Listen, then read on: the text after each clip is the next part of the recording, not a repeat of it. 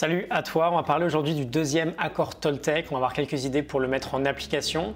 Hier, on avait parlé de la parole impeccable. N'hésite pas à consulter l'épisode si tu l'as manqué, parce que c'est sans doute le plus important en fait. Tout découle du premier accord. On va parler aujourd'hui du deuxième qui est de, quoi qu'il arrive, n'en jamais faire une affaire personnelle. Alors en quelques secondes, ça veut dire quoi? On va prendre un exemple très courant. Tu rentres chez toi, ton mari ou ta femme est un peu énervé. À peine tu dis bonjour, tu prends quelques remarques dans la figure. Et bien sûr, tu vas te demander mais qu'est-ce que j'ai fait? Tu vas prendre personnellement le fait de recevoir une remarque. Autre exemple, tu es dans la rue, une personne passe et t'insulte. Tu vas peut-être ruminer cette insulte toute la journée parce que tu ne comprends pas et voilà, ça te blesse en fait. Ce qui s'est passé dans ces deux situations, c'est qu'un événement extérieur s'est produit et est venu t'atteindre à l'intérieur. Mais pourquoi on ne veut pas en faire? Pourquoi on ne veut jamais en faire en fait une affaire personnelle? Simplement parce que il y a une sorte de concept très simple qu'il faut comprendre, qui est qu'on a tous notre propre vision de la réalité. Je vois le monde d'une certaine manière, tu vois le monde peut-être d'une autre manière. On a tous en fait une interprétation différente des choses, on a tous des goûts différents, on a tous des personnalités différentes. Et du coup, tout ce qu'on va dire ne va dépendre que de nous.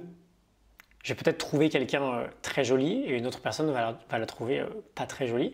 Et tout ce qui sort de la bouche de quelqu'un dépend forcément de sa propre réalité et pas de la nôtre. On n'est pas responsable de la réalité extérieure. Dans nos deux exemples du début, peut-être que quand tu es rentré, ton mari ou ta femme avait passé une journée absolument misérable et la remarque n'était qu'une expression de cette colère ou de cette frustration, mais elle n'avait rien à voir avec toi. Pareil pour la personne que tu as croisée dans la rue, on n'est pas la cause des actes des autres. Donc on ne veut jamais rien prendre personnellement. C'est facile à dire, mais comment on fait dans la vraie vie? Parce que c'est pas facile de se faire insulter et de se dire que tout va bien, ça n'a rien à voir avec moi. J'ai deux choses à te proposer. La première, c'est tout simplement la prise de recul. L'idée va être d'essayer de sortir de sa propre personne et de voir la situation d'une manière complètement extérieure. Par exemple, tu prends assez mal une réflexion, essaye de te demander comment telle ou telle personne l'aurait vécu. Comment la personne qui t'a dit ça en est venue à en arriver là. Est-ce que c'est quelque chose à laquelle tu accorderas de l'importance dans un mois, dans un an, dans 5 ans. Essaye vraiment de te détacher de la situation, de pratiquer ça et de réaliser que vraiment ça vient de l'autre. Ça a plus à voir avec l'autre qu'avec toi-même. Et deuxième chose, alors là on est à un stade un peu plus avancé peut-être, mais ça me plaît beaucoup.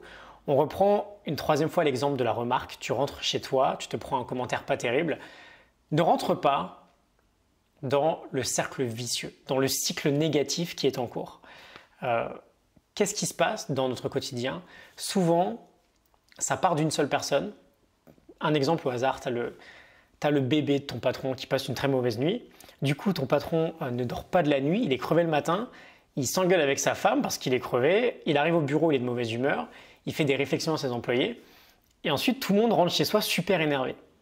Et je te dis tout ça pour te dire que si personne ne prend pas à un moment un certain recul pour casser ce cercle-là, on ne peut pas s'en sortir en fait.